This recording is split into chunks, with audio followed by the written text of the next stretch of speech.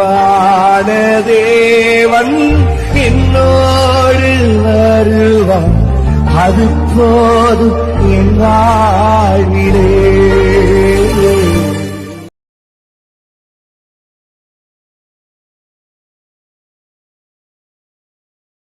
பரிசுத்த ஆவியின் திரியேக ஆசீர்வாதம் நம் அனைவரையும் ஆசீர்வதித்து காப்பதாக. ஆமென். கிறிஸ்துவுக்குள் அன்பான இறை மக்களே, கடவுளின் பெரிதான கிருபையினாலே நாம் இந்த நாளிலே அழைக்கப்பட்டிருக்கிற அழைப்பு கடவுளுடைய ஆசீர்வாதம். அது யோசுவா 17ஆம் அதிகாரம் 14வது வசனம். யோசேப்பின் புத்திரர் யோசுவாவை கண்டு பேசி, கர்த்தர் எங்களை இதுவரைக்கும் ஆசீர்வதித்து வந்ததினால் நாங்கள் ஜனம் பெருத்தவர்களாயிருக்கிறோம். நீர் எங்களுக்கு ஒரே வீதத்தையும் ஒரே பங்கையும் சுதந்திரமாக கொடுத்தது என்ன?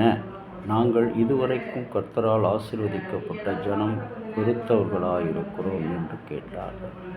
கிறிஸ்துவுக்குள் பிரியமான இறை மக்களே, இன்றைக்கு உலக அளவில் ஓசோன் படலம் உயிர் காக்கும் ஒரு கவசம் என்று சொல்லப்படுகிற ஓசோன் உடைய பாதுகாப்பு நாள். இந்த நாளிலே இந்த பூமியிலே வாழுகின்ற ஒவ்வொரு மனிதனுக்கும், ஒவ்வொரு உயிர்களுக்கும், படைப்புகளுக்கும் இந்த ஓசோன் மிக மிக முக்கியமான ஒன்று. இந்த ஓசோன் என்ற வார்த்தையின் மொழி கிரேக்க சொல்.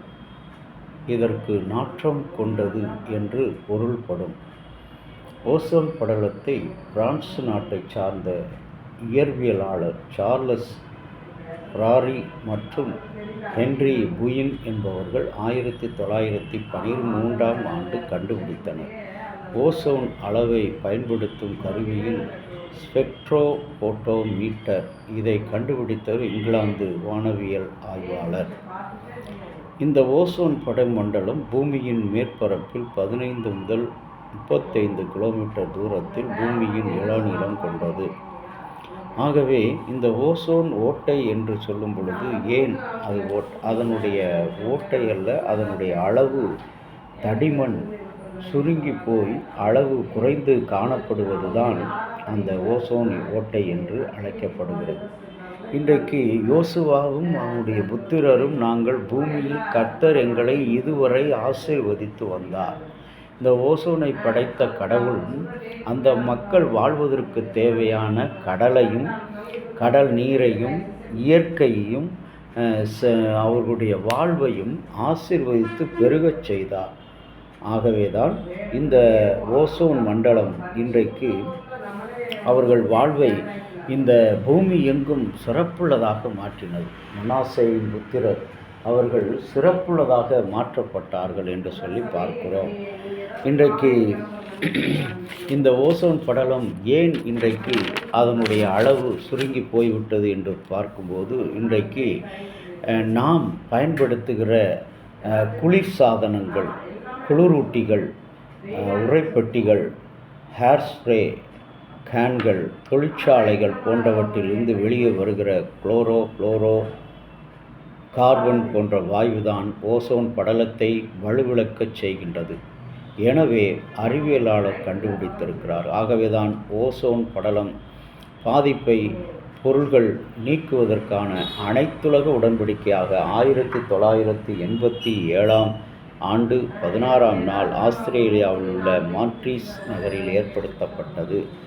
அந்த ஃப்ளோரா கார்பன் உற்பத்தி 15 ஆண்டுகளுக்குள் முழுமையாக நிறுத்தப்பட்டது. தொழில்நுட்பம் குளிர்சாதன பெட்டிகள் 2066 பார்க்கும்போது 6 வரை பார்க்கலாம்.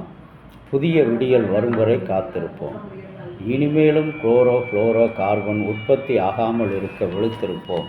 இதுவரை கர்த்தர் எங்களை ஆசீர்வதித்தார் என்று யோசுவாவும் அவனுடைய புத்திரரும் சொன்னது போல நாமும் இந்த பூமியை பாதுகாக்க இதுவரை கர்த்தர் நம்மோடு இருந்து நம்மை ஆசீர்வதித்தார் என்ற மெல்லிய வார்த்தையை நாம் சொல்வோம். ஆண்டவருக்கு சாட்சியாக இந்த உலகத்தை பாதுகாப்போம். ஆண்டவரை நோக்கி ஜெபம் செய்வோம்.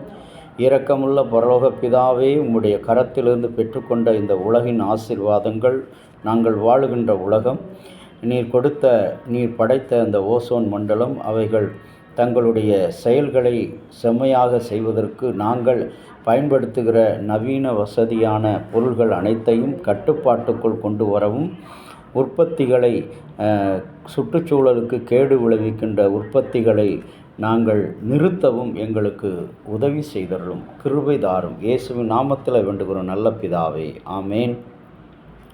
தந்தையாகிய கடவுளின் அன்பும் மைந்தராகிய இயேசுவினுடைய அருளும் பரிசுத்த ஆவியினுடைய நல்ல உரம் பாதுகாப்பும் அனைவரோடு கூட இருப்பதாக. ஆமேன்.